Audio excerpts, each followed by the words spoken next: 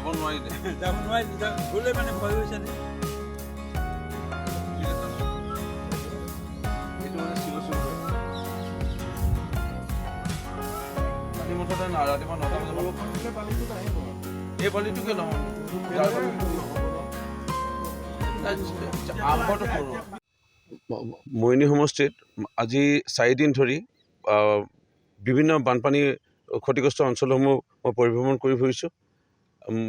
নতুন মৰিয়নি সমষ্টি পুনৰ্নিৰ্ধাৰণৰ পিছত ব্ৰহ্মপুত্ৰ নৈ কাষেদি বৈ গৈছে আৰু সকলোতকৈ ডাঙৰ এতিয়া বিপদ নামি আহিছে মিটং নৈখন আৰু জাঁজি নৈখন।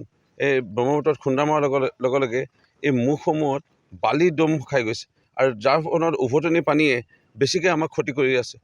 এতিয়া আমাৰ জাঁজি নদীও খনন কাৰ্য কৰাৰ প্ৰয়োজন আছে। ইয়াৰ লগতে মিটং নদীখনো খনন কাৰ্য কৰাৰ প্ৰয়োজন আছে। কেওটা মথৰি আছে, মথৰিসমূহ খুব ভালদৰে নিৰ্মাণ কৰা হৈছে।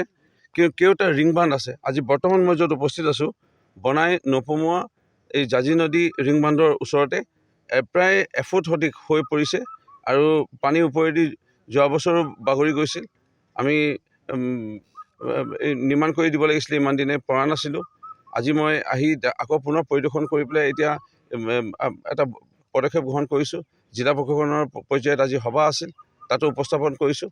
অহাকালি অতিৰিক্ত আয়ুক্ত আৰু জিলা পৰিষদ খণ্ডায়ন বিষয়া সকলো আমি ইয়ালৈ আহিম।